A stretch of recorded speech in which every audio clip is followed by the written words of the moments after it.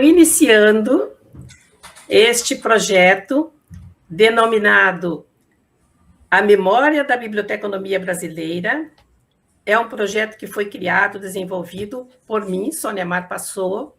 Eu sou bibliotecária, sou escritora, e o objetivo deste projeto é contar um pouco da história das bibliotecárias do nosso país. Nós procuramos transformar essas trajetórias maravilhosas em um acervo histórico para o futuro da biblioteconomia, guardar esta memória para o futuro da biblioteconomia. Eu desejo as boas-vindas a vocês, todos que estão aí do outro lado nos assistindo, e também quero desejar as boas-vindas à nossa primeira convidada, que é a professora doutora Fabiana Souza de Andrade, bibliotecária, e que vai discorrer um pouco da sua trajetória no ensino na biblioteconomia. Fique à vontade, Adriana, fique à vontade, Fabiana, para se apresentar. Bom dia, né? Agradecer a Sônia Mar pelo convite para estar participando. Para mim é uma honra participar desse primeiro projeto, né? Dessa primeira entrevista. Eu sou bibliotecária, sou doutora em Sociologia, bacharel em Biblioteconomia e bacharela em Direito, mas eu gostaria de primeiro, antes de falar um pouquinho sobre a minha trajetória, falar que a Sônia Mar, para mim, ela é uma inspiração, né? Encontrei o trabalho dela por acaso, que eu acredito que não é por acaso, no momento em que eu estava precisando de uma inspiração na biblioteconomia para poder montar um projeto novo para a biblioteca em que eu trabalho. E aí eu vi o trabalho dela, me apaixonei pelo trabalho dela, falei, vou entrar em contato, quem sabe, né? Entrei em contato e desde lá, sempre que eu preciso, a gente conversa, a gente dialoga, e eu queria deixar isso registrado, né? Que os encontros não são por acasos, que o trabalho dela, na cidade dela, inspirou o trabalho numa biblioteca do interior, aqui em Rondonópolis, Mato Grosso. Muito obrigada. Obrigada pela sua apresentação. Então, eu vou colocar para você uma pergunta para que você possa discorrer neste primeiro momento com alguns relatos pessoais e exemplos do impacto do teu trabalho nesta comunidade que você atua. Entre os diversos projetos que você coordenou, como a formação de mediadores de leitura e os clubes de leitura que você criou, existe alguma experiência ou alguma história que tenha transformado profundamente a sua maneira de chegar ao poder da leitura? Tem. O primeiro clube de leitura que eu realizei, juntamente com uma equipe, né? Acho que a gente não faz nada sozinho, me marcou muito. Por quê? Porque ele foi na época da pandemia. E na época da pandemia, eu me questionei muito. Eu falei, nossa, as pessoas elas estão morrendo. E eu mexendo com a questão da leitura, da literatura, e eu me questionava muito se isso realmente era importante, se na verdade isso também não era um desrespeito com as pessoas, né? Porque numa situação em que as pessoas estão morrendo, e você falando de outras coisas e focado em outras coisas que não aquela situação, para mim eu ficava naquela dúvida se não era um desrespeito. Então, eu obtive uma resposta ali, realizando aquele clube de leitura, porque a gente teve uma menina, um dos livros que estavam ali é uma literatura brasileira, e ali tinha uma personagem que era uma professora, essa do folclore era uma professora, que é uma professora negra, e que ela era uma heroína, que ela se transforma numa heroína. E dando um depoimento, essa menina disse o seguinte: ela disse que ela sempre se viu retratada como empregada doméstica, como alguém que não tinha tanta importância. E eu sempre falo assim que não é o problema, não é você ser uma mulher negra, uma menina preta e ser retratada como empregada doméstica, porque sim, esse trabalho ele tem muito valor, mas não dá para a pessoa ser sempre retratada assim. E ela disse que ela se sentiu muito feliz e empoderada quando ela viu uma professora negra como uma heroína e retratada também como uma professora.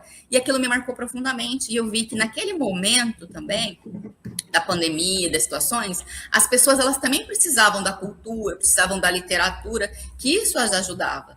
E o depoimento dessa menina me marcou profundamente até na minha carreira, que eu vi a importância da literatura, a importância de você levar para as pessoas a leitura, que numa situação daquela, uma menina que a gente fez tudo de forma remota, né, por questão de segurança, ela se sentiu representada. E isso marcou muito a vida dela e marcou muito a minha profissão. Então, assim, sem sombra de dúvida, eu digo que o depoimento dela naquele momento, na situação que a gente vivia, na minha história enquanto profissional, marcou muito e eu vi o quanto vale a pena você trabalhar com a questão da leitura, trabalhar com a questão da literatura. Realmente, você trazendo este aspecto da nossa profissão, veja a importância do bibliotecário enquanto agente mediador da leitura. Neste momento, que foi um momento tão terrível para todas as pessoas da Terra, né, do planeta, que estavam nessa situação, não foi só o caso do Brasil, mas, assim como você, quantas outras bibliotecárias intermediaram projetos para fazer daquele momento um momento melhor para a comunidade, mesmo à distância. Né? Foi fundamental isso, parabéns por esse projeto. Esse é o objetivo do nosso podcast, da nossa conversa, desta entrevista, porque nós, bibliotecários, temos um público e dedicamos o nosso trabalho a eles, e seja o momento que for, inclusive nesse período tão difícil. Eu quero também falar para você a respeito, eu li o seu currículo e achei muito especial que você tenha recebido uma medalha e que você conquistou o primeiro lugar em um edital de fomento à leitura, que nós sabemos também da complexidade que é participar de um edital de fomento à leitura quando tem tantas pessoas que participam.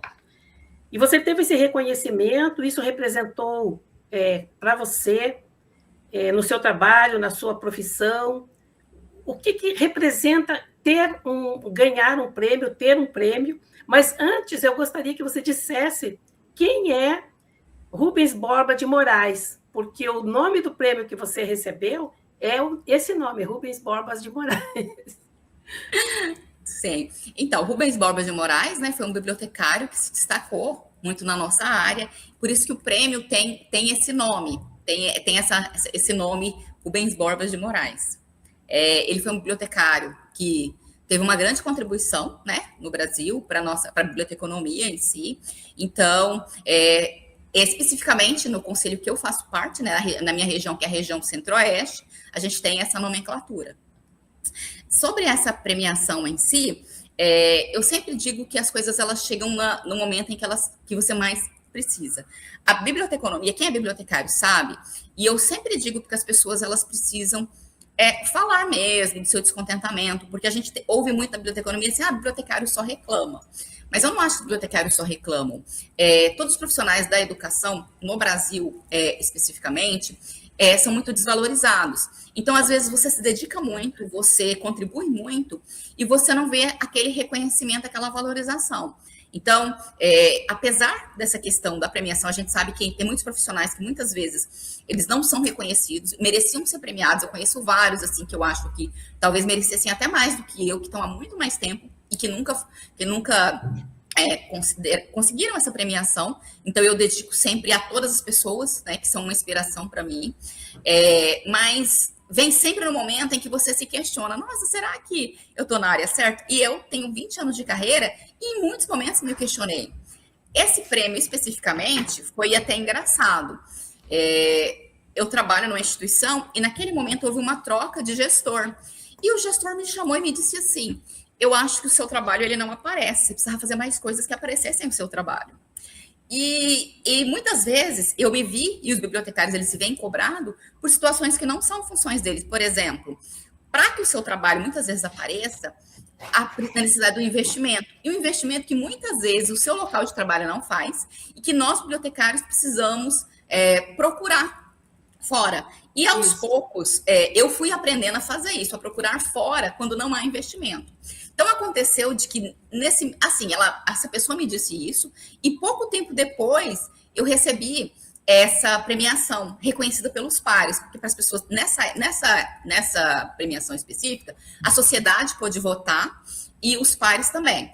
Normalmente se muda. Agora, por exemplo, só os bibliotecários é que votam em outros bibliotecários. E aí eu fiquei muito feliz, por quê? Porque não foram só os bibliotecários nessa época que votaram em mim, mas pessoas também que entenderam qual era o sentido da profissão. Muitas vezes as pessoas elas não conseguem entender o que um bibliotecário faz, né? Para quem não é da área, eu sempre gosto de falar para quem não é, a nossa área ela tem uma divisão, a parte cultural, né, lá historicamente, e a parte tecnicista. E no Brasil, a maioria dos bibliotecários, por muito tempo, foi muito tecnicista. Hoje é que é mais voltado para o bibliotecário como agente cultural. E acho que é pela paixão que eu tenho, né? Isso nos liga, porque eu tenho uma paixão pela França. Então, eu sempre fui estudar como é que era a biblioteconomia francesa, fora da biblioteconomia norte-americana, que era mais tecnicista. E sempre me voltei mais, e acreditei numa biblioteconomia, mais voltada para a questão da cultura, né? Então, eu acho que essa premiação, ela teve mais relacionado a isso. E a questão do edital foi justamente assim, eu falei, vamos tentar, né? Assim, o bibliotecário ela tem esse vertente como mediador de leitura, e eu decidi tentar, fui premiada nessa categoria, e o que aconteceu? Bem na mesma época também foi da época da pandemia, então tudo isso aconteceu muito parecido a premiação foi em 2015, mas esse edital foi bem na época da pandemia, se eu não me engano, acho que foi 2019, mas foi realizado em 2020, no período da pandemia, e teve que ser remoto. E assim, o que me agradou e eu fiquei muito feliz, porque acho que uns 2, 3 anos atrás eu conversei com uma pessoa que participou dessa formação, ela me disse, olha, eu resolvi fazer mestrado porque eu participei dessa formação que vocês deram e me apaixonei tanto pela mediação que eu fui por esse caminho. Que é um caminho que hoje é mais comum. Hoje, muitos bibliotecários se veem, se percebem como mediadores de leitura. Mas nessa época aí, que eu fui em 2020, os bibliotecários ainda não se viam, não eram tão comuns os clubes de leitura. Então, assim, foi uma vivência maravilhosa, foi algo, assim, que mudou a minha trajetória por perceber que nós podemos realizar esse caminho. E, assim, e aí uma pergunta que as pessoas falam, mas por que você não tentou novamente? Uma coisa que ainda acontece muito, que eu percebo, é a questão da burocracia. Então, assim, eu achei, quero voltar a participar, mas eu achei um processo extremamente burocrático, a questão da prestação de contas, a questão de como que funciona. Isso, eu sei que é necessário, infelizmente a gente vive rodeado por muita corrupção, então é necessário, mas ao mesmo tempo, quando você vê aquela burocracia tão grande, ela te afasta de alguns projetos. Hoje, os projetos que eu realizo, tenho vários projetos, eles são todos de forma voluntária na minha instituição, né, mediados, então, alicerçados pela minha instituição, que tem uma contribuição muito grande, né, nesse papel que eu tenho realizado, da extensão, de continuar com os clubes de leitura, e que, apesar de ter ali uma questão da prestação de contas, como a gente não mexe com a questão financeira, é muito mais tranquila. Então, eu achei muito mais fácil. Mas eu ainda tenho um objetivo junto com essa equipe maravilhosa, que eu tenho que dizer, que são o João José, a Chayane, a Viviane, a Eliane e a Vanderleia, que hoje não participou, mas participou. A gente tem uma ideia, assim, de voltar para esses editais, de realizar essas situações, mas hoje os nossos projetos também alcançam pessoas fora do país. A gente tem atendido algumas pessoas também fora do país. Maravilha! Parabéns, realmente, porque eu, particularmente, não conheço nenhuma bibliotecária, até então eu não conhecia, que tenha recebido uma medalha de honra ao mérito ou que tenha recebido alguma coisa nesse sentido. Você é a primeira que eu conheço. Acho muito bonita a descrição do conteúdo e do contexto que você recebeu essa medalha. Meus parabéns.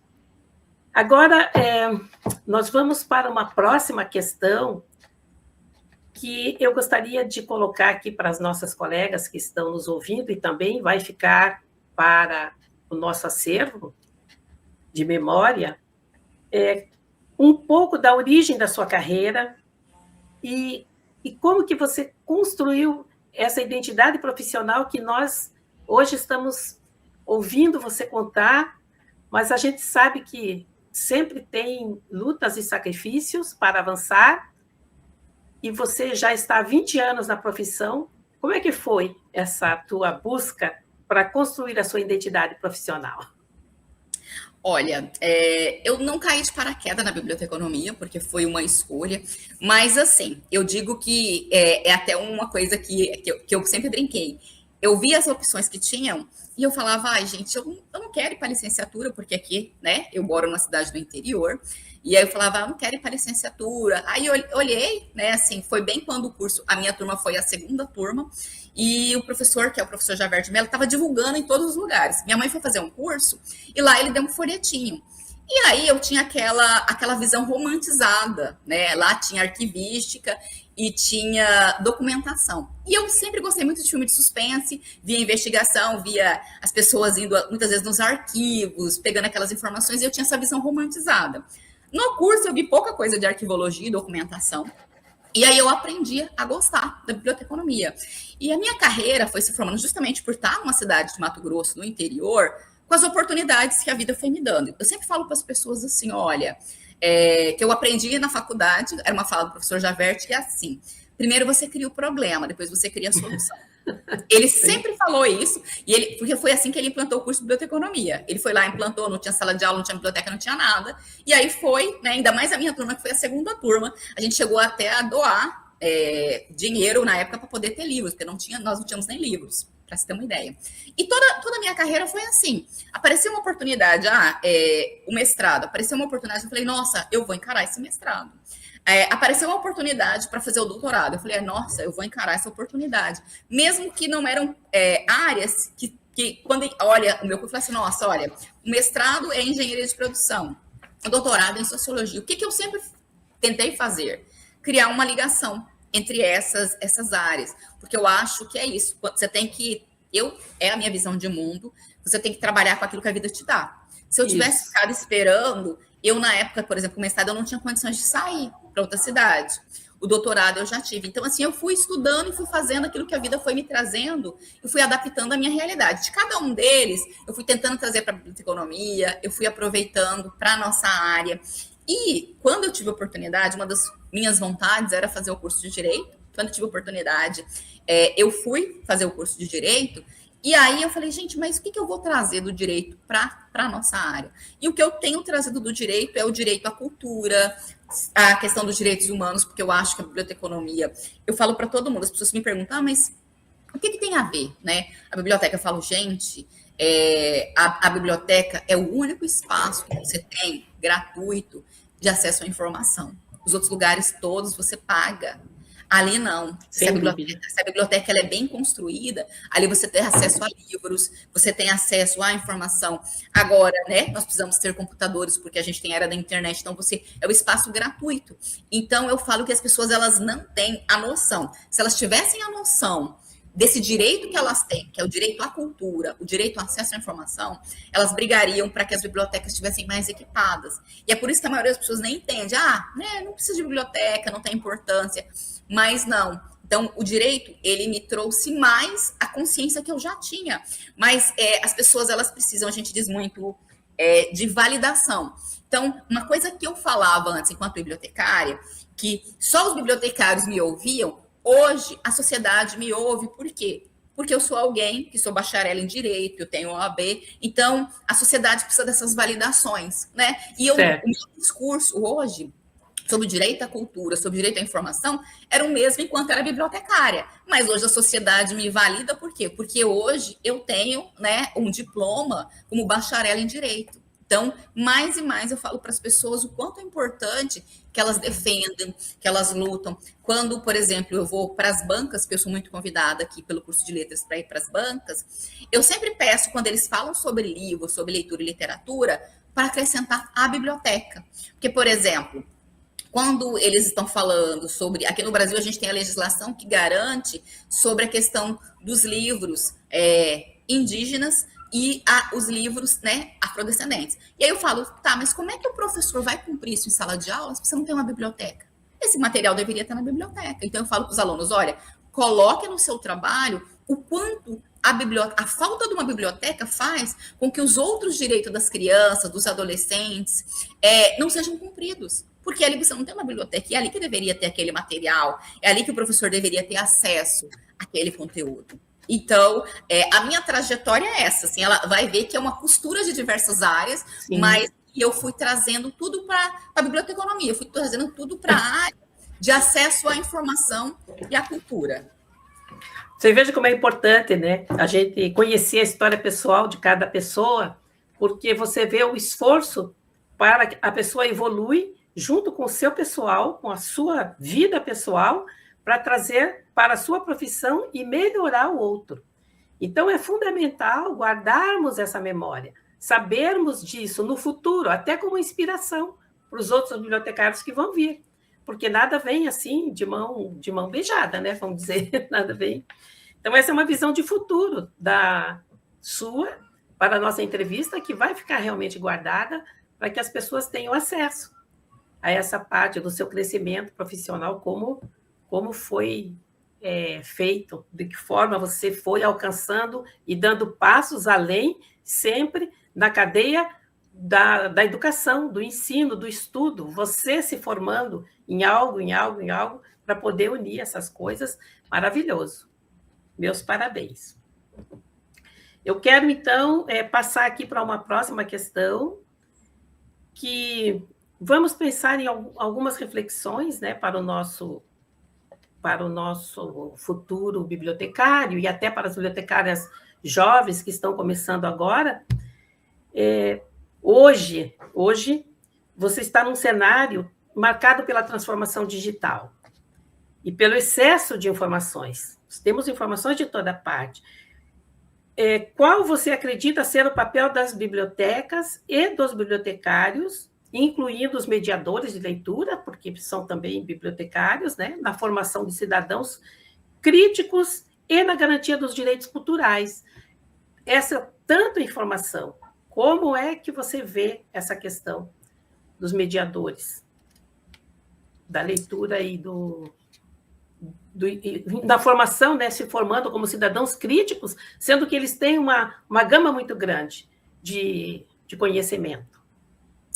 Olha, eu acho que nós estamos num divisor de águas, né? Assim, eu acho que essa evolução que a gente teve nos últimos, principalmente a questão da inteligência artificial, eu não sou contra a questão da inteligência artificial, eu acho que não tem nem como nós sermos contra, eu acho que a gente precisa, como tudo, saber como trabalhar. Então, assim, primeiro na questão da sociedade, na sociedade ela não vai deixar de usar a inteligência artificial porque está prejudicando a natureza, pelo consumo excessivo de água, das terras. Então, o que a gente vai ter que, em primeiro lugar, como cidadão, ver como é que a gente vai conseguir trabalhar isso para proteger a natureza. Mas eu não acho que as pessoas elas vão parar de usar a inteligência artificial. Do mesmo jeito que as pessoas não pararam atrás de utilizar várias outras coisas, porque isso prejudicava a natureza. Teve que ter uma conscientização para que as pessoas utilizassem de forma mais correta ou de forma a proteger. Então, como cidadã, isso não tem volta, né?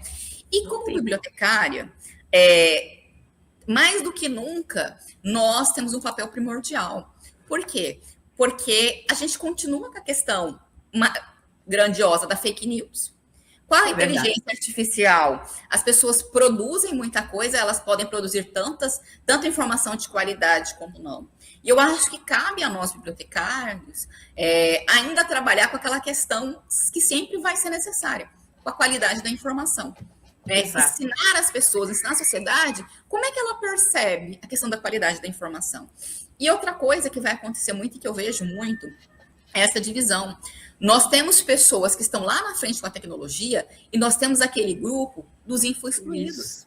E não tem como, alguém vai ter que lidar. Por quê? Porque senão cada vez mais essas pessoas elas vão sofrer golpes. Cada vez mais essas pessoas elas vão ser excluídas na sociedade. Eu vou dar um exemplo. Essa semana eu fui passar por um atendimento que tinha um totem. Eu sou uma pessoa que tem doutorado. Eu não sabia como mexer. Eu precisei de alguém que me orientasse, que me ajudasse, que passasse informações claras. Ao meu lado, tinha duas pessoas que não foram atendidas ali. Então, elas não conseguiram realizar ali. Então, sempre a gente vai precisar de pessoas para dar informação e sempre vamos precisar de pessoas que trabalhem com confiança. Então, eu acho que entra aí o papel do bibliotecário, né? De ensinar como é que você trabalha essa informação. Como é que eu sei que aquela informação ali ela não é golpe? Mas, ao mesmo tempo, eu percebo que a mentalidade do profissional da biblioteconomia, não de todos, mas de alguns, precisa mudar. Eu participo de alguns grupos de bibliotecário em que as pessoas ainda estão muito preocupadas com classificação, com catalogação, com a parte técnica. E eu não as culpo, porque eu vejo que as escolas de biblioteconomia, muitas ainda continuam com aquele currículo tradicional, que não cabe mais. Certo. E aí, o bibliotecário se forma e quando ele vai para o mercado de trabalho, ele tem que se adaptar, e alguns não conseguem se adaptar. Então, o que eu percebo para a biblioteconomia do futuro? Catalogação, classificação, elas são importantes? Elas são, mas basta você dar um Google ali, que você vai encontrar tudo. Então, se não dá para ter profissionais voltados para a parte tecnicista, você precisa de profissionais voltados para a parte humana, profissionais que entendam que o bibliotecário, ele vai ser um agente que vai precisar colaborar com a parte da qualidade da informação. Porque a quantidade da informação, né, vai cada vez estar aumentando mais. E a gente precisa de profissionais que sejam preocupados e orientar as pessoas. Como é que essa pessoa que está aqui, ela vai ter acesso a essa informação se às vezes ela nem sabe mexer no computador, se ela não sabe mexer no celular. E, ao mesmo tempo, como é que eu também atendo aquela pessoa que tem toda uma qualificação, que ela sabe mexer muito, mas, ao mesmo tempo, ela não sabe distinguir. A gente vê um grupo de pessoas que não sabe distinguir se a informação ela é real ou se ela é mentirosa. E, ao mesmo tempo, a gente tem ainda aquele terceiro grupo, que é o produtor a partir de A, mas que eu digo assim, que, principalmente quando eu dou aula, a gente pode usar a inteligência artificial, mas a gente não pode deixar de saber pensar. E a gente percebe uma dependência muito grande da inteligência artificial e as pessoas sabendo pouco pensar. E aí eu acho que entra... O que entra o bibliotecário? Na indicação de boas leituras, de bons autores que fazem, porque a gente ainda precisa. E a gente vê cada vez mais as pessoas, um grupo de pessoas, deixando de lado saber sobre arte, o saber da cultura, o saber da sociologia, o saber da filosofia, que são as bases que formam o saber pensar. Então, o nosso papel, mais do que nunca, ele é gritante nessa questão da gente indicar boas leituras, indicar bons autores. Mas, para isso, o bibliotecário também ele precisa deixar esse lado tecnicista. Eu digo sempre para as pessoas, é importante, mas, gente, não tem mais a importância que tinha antes. Uma biblioteca bem catalogada, bem classificada, ela é importante para quem? Para você que vai organizar. Mas para o seu usuário que vai ali, não faz a menor diferença. Ele tem que encontrar essa informação. Ele tem que ter acesso. Mas, acima de tudo, você tem que colaborar para que ele tenha acesso a bons autores, a bons temas e a bons assuntos. E isso a gente só consegue, enquanto profissional da informação, enquanto bibliotecários, se a gente mudar essa mentalidade do tecnicismo. Para mim, assim, não há mais, não cabe mais, conforme a gente está evoluindo, um bibliotecário somente tecnicista, mas cabe um bibliotecário humanista e um bibliotecário que perceba essa questão da cultura como fonte da nossa área. Porque a gente também tem visto muito isso, né? Esse debate, esse diálogo de como é que vai ficar a cultura, a educação a partir da inteligência artificial. É verdade. Eu fico aqui pensando que eu, durante toda a minha carreira de bibliotecária, 25 anos de carreira, eu sempre fui bibliotecária, que nós chamamos na época de bibliotecária de referência, aquela bibliotecária que tem contato direto com o público. Então, eu não tenho nenhuma experiência na questão técnica da biblioteconomia, salvo na época do curso. Isso também vai muito de cada pessoa que está ali atuando, mas, de um modo geral, o que você comentou, o que você falou, realmente é importantíssimo. Porque a transformação digital é muito rápida, as pessoas não conseguem acompanhar, nem todo mundo acompanha, algumas acompanham, outras não, e a biblioteca está ali para fazer esse meio de campo, para ser o mediador, assim como o mediador da leitura, de repente, o mediador também dessa questão para aqueles que têm mais necessidades. Muito obrigada, é muito gostoso assim, de te ouvir, porque você fala com tanta clareza, e depois, se houver questões do nosso público que está ouvindo e vendo esta palestra, essa conversa, que pode escrever as perguntas e mandar para... Nós vamos deixar o contato e você responde depois, ou eu mesma posso fazer a mediação para que você possa responder. Por último, né, nossa última questão que eu gostaria de falar você tem um projeto. Um dos objetivos desse nosso projeto, que eu comentei a respeito de guardar a memória das bibliotecárias, esse é um projeto, e um dos objetivos dele é também conhecer o projeto de futuro do bibliotecário que está sendo entrevistado. E você tem um projeto de futuro. E aí eu gostaria que você falasse um pouco desse projeto. E nós encerramos com esse olhar para o futuro, essa nossa construção do seu legado para o futuro. Então, na biblioteconomia, o que sempre me moveu, uma das coisas que eu sempre falo assim, que é o fazer como, né? Que foi até quando eu cheguei ao seu trabalho, que o seu trabalho, para mim, foi magnífico, porque tinha um passo a passo, tinham fotos, estava bem ilustrado. E eu, talvez, justamente pelo perfil que eu tenho, e pelo fato de que eu me formei muito nova, eu sempre ficava com aquele receio. Nossa, né? Mas que eu sou muito apaixonada pelos relatos de experiência e que eu acho que na nossa área tem pouco, que eu sempre brinco que é o fazer como. Então, esse e-book, né? É um e-book que a gente vai lançar, ele vai mostrar justamente para as pessoas como fazer esses cursos remotos. A gente dá um passo a passo, a gente mostra a nossa trajetória, como é que foi a questão do clube de leitura. Eu não posso deixar até, né, de falar que o clube de leitura, antes dele funcionar nesse modelo que a gente trouxe agora, que é uma parceria com a instituição, que é um projeto de extensão, foi uma professora que criou em Alto Araguaia, porque ela ficou preocupada com os alunos, como é que seria que os alunos não leriam nesse período da pandemia. E aí, uma pessoa que participava me procurou, como é que a gente pode expandir? E aí eu entrei para poder expandir, e aí a gente expandiu ele de forma remota para o Brasil e para o mundo, né? A partir, mas a gente não pode deixar, que foi iniciou lá atrás com uma professora, com outro modelo, que era para reunir os aluninhos dela. Então, a gente conta um pouco dessa trajetória nesse e-book e vai mostrar para as pessoas como fazer. A ideia ali, para quem lê, não é só para montar um clube de leitura. A pessoa vai conseguir montar qualquer projeto de forma remota. Porque a gente entende, apesar da importância, entender que é muito importante a questão do presencial, mas que vai colaborar muito com as pessoas, esse projeto nesse sentido. Então, ele, por enquanto, ele nasce como um e-book, e a gente tem depois a intenção de publicar, né, e para o impresso, mas ele vai ser distribuído de forma gratuita. Quem quiser, depois a gente está finalizando a parte gráfica, a gente está finalizando o QR Code que a gente vai utilizar para o lançamento, para qualquer pessoa que quiser, né, consiga baixar. Mas é basicamente isso. O objetivo dele é demonstrar para as pessoas como é que elas podem iniciar um curso de formação, o que você precisa fazer no meio do caminho e como é que você faz para finalizar. Especificamente, ele vai falar muito sobre um curso de extensão, mas a gente entende que qualquer pessoa consiga, até para cursos livres, estar realizando esse projeto. Né? A gente ainda quer lançar ele agora no segundo semestre de 2026, a gente está só finalizando, e quando a gente lançar, a gente vai entrar em contato com você, divulgar, e para todo o Brasil, e também, quem sabe, para fora também. Eu acho que é uma experiência bem bacana, que eu acho que qualquer pessoa pode estar realizando. Pois então, eu fiquei bastante feliz da sua colocação a respeito do seu projeto, desse projeto de lançamento para o futuro.